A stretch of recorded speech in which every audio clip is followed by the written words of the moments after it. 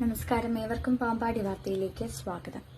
സംസ്ഥാനത്ത് പ്രിന്റഡ് ലൈസൻസും RC ബുക്കും നിർത്തുന്നു. ആധുനിക കാലത്ത് പ്രിന്റിംഗ് രേഖകളുടെ ആവശ്യമില്ലെന്ന് ചൂണ്ടിക്കാട്ടിയാണ് ഗതാഗത വകുപ്പിന്റെ നടപടി.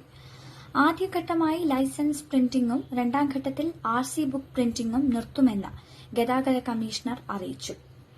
വാണിജ്യ പാചക വാതക സിലിണ്ടറിന് വില കൂട്ടി 48 രൂപയാണ് കൂട്ടിയത്.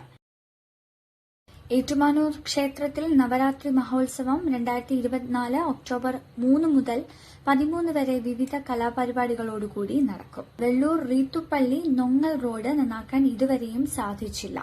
റീത്തുപള്ളിപ്പടി നൊങ്ങൽ റോഡ് നന്നാക്കുമോ? മാസങ്ങളായി ജനങ്ങൾ ഈ ചോദ്യം ഉന്നയിക്കുന്നു.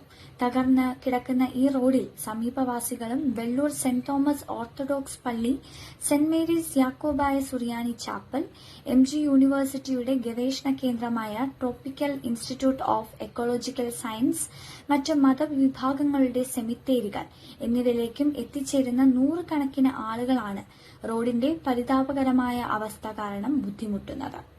ദേശീയപാതയിലെ വെള്ളൂർ റീത്തുപള്ളിപ്പടിയിൽ നിന്ന് ആരംഭിച്ച് ആലുംമൂട് ജംഗ്ഷനിൽ എത്തുമ്പോൾ റോഡ് രണ്ടായി തിരിയുന്നു. വലതുവശത്തേക്ക് തിരിഞ്ഞാൽ നൊങ്ങലിലേക്കും, നേരെ പോയാൽ നൊങ്ങൽ ഇട്ടിയാടത്ത് പടി വഴി വെന്നിമലയ്ക്കും ഉള്ള റോഡാണ്. ഈ രണ്ട് പ്രദേശത്തേക്കും ഉള്ള റോഡ് പൊട്ടിപ്പൊളിഞ്ഞ ദുർഘടപാത ആയിരിക്കുകയാണ്. ചരിത്ര പ്രസിദ്ധമായ വെന്നിമല ശ്രീരാമലക്ഷ്മണ ക്ഷേത്രത്തിലേക്കും ദേശീയപാതയിൽ നിന്ന് എളുപ്പത്തിൽ എത്താവുന്ന റോഡ് കൂടിയാണ് ഇത്. ദിനംപ്രതി ഇരുചക്ര, 4 ചക്ര വാഹനങ്ങളും ഓട്ടോറിക്ഷകളും വിദ്യാർത്ഥികൾ ഉൾപ്പെടെയുള്ള കാൽനട യാത്രക്കാരും പൊട്ടിപ്പൊളിഞ്ഞു കിടക്കുന്ന ഈ റോഡിൽ നിന്ന് അപകടങ്ങളിൽ നിന്ന് ഭാഗ്യം കൊണ്ട് മാത്രമാണ് രക്ഷപ്പെടുന്നത്. ഈ റോഡിൽ ഇരുചക്ര വാഹനങ്ങൾ അപകടത്തിൽപ്പെടുന്നത് ദിനംപ്രതി തുടർക്കഥയാണ്.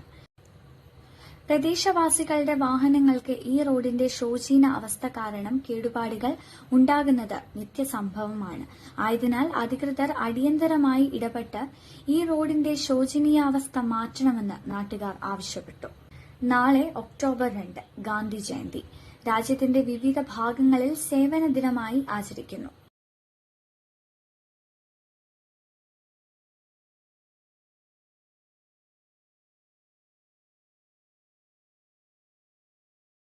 ലെബനനിൽ കരയുദ്ധം ആരംഭിച്ച ഇസ്രായേൽ സൈന്യം അതിർത്തി കടന്നു, തിരിച്ചടിക്കാൻ തയ്യാറാണെന്ന് ഹിസ്ബുല്ല.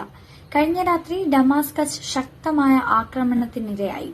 അൽമസ് മേഖലയിൽ നടത്തിയ ആക്രമണം ഹിസ്ബുള്ള കമാൻഡും ഇറാനിയൻ റവല്യൂഷണറി ഗാർഡിലെ ഉദ്യോഗസ്ഥരും തമ്മിലുള്ള കൂടിക്കാഴ്ച പരാജയപ്പെടുത്തിയതായി റിപ്പോർട്ടുകൾ പറയുന്നു.